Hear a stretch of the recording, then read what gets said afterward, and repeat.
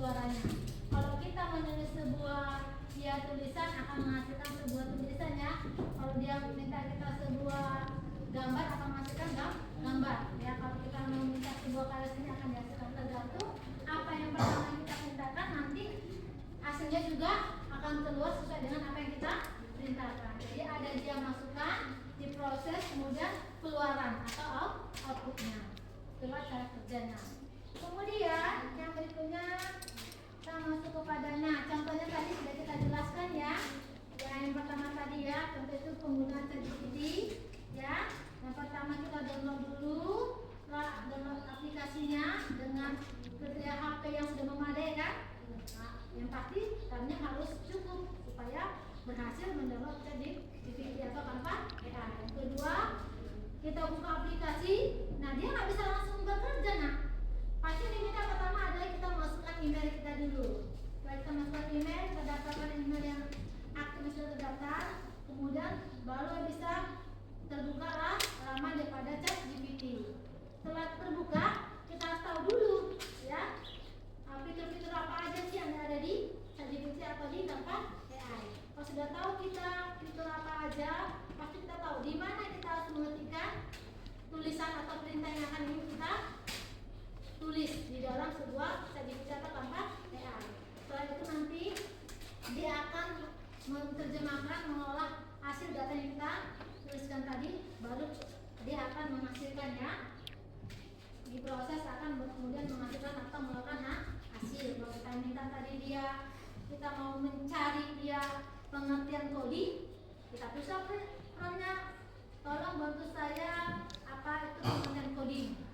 Nanti dia akan diproses ya dengan perintah yang kita inginkan, kemudian akan dihasilkanlah hasil atau output yang sesuai dengan apa yang kita inginkan.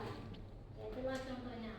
Kemudian contoh penerapan AI ya, yaitu tadi sudah kita bahas, ini adalah asisten virtual Siri, Google Assistant sama Alexa ya, sama ya untuk informasi ya, untuk memahami informasi. Kemudian ada rekomendasi konten ya, tadi YouTube ya kan, sudah punya ya, Netflix, kemudian TikTok. Nah, TikTok ini biasa ya kita pakai ya, baru kita melakukan sendiri, baru kita bisa masukkan karya kita kan. Kita melihat TikTok yang banyak ya, ini anak-anak kami biasanya listening ya. Kemudian kendaraan otonom, mobil tanpa supir yang tadi ya, dia bisa berjalan mobilnya tanpa ada supirnya. Kemudian di bidang kesehatan, AI untuk menganalisis hasil ronsen atau MRI ya. Ini biasanya kita ke rumah sakit, kita ke dokter, bagian kita kesesak ya di dada kita. Dengan ada alat kesehatan dengan menggunakan AI, dia bisa meronsen tubuh kita. Oh, masalahnya ada di paru-paru. Ternyata paru-parunya itu dia sudah ada kotorannya. Akibat apa? Lama-lama dicek keluarlah hasilnya. Ternyata dia ya ada sebuah cairan ya di dalam paru-paru, sehingga dia terasa sesak, atau dia karena kebanyakan merokok ya kan, sehingga ada bakteri di dalam paru-paru yang menempel. Kemudian di bidang pendidikan, yaitu chatbot ya, pembelajaran ya, ini biasanya kalian ya gunakan untuk mencari materi. Kemudian sistem penilaian ini biasa dipakai oleh guru-guru, bagaimana supaya kami sebagai seorang guru dengan efektif dan objektif bisa menilai tugas kalian dengan cepat menggunakan ini ya, sistem penilaian otomatis. Kemudian ya ini kita lihat satu-satu pengaplikasiannya di berbagai bidang. Tadi ada pertama bidang pendidikan, tutorial virtual ya. Contohnya ini kita mau belajar ya dari YouTube. Kita mau mengetahui sendiri tanpa kita diajari, kita lihat tutorial dari YouTube kan. Bagaimana sih kita menggunakan Canva AI atau ChatGPT atau sebagainya. Dengan adanya tutor virtual, kita bisa mengerjakan tanpa kita harus berkomunikasi dengan manusia. Kemudian koreksi otomatis. Nah ini ya, seperti guru-guru tadi ya, membuat kita kasih tugas bisa dikoreksi secara otomatis.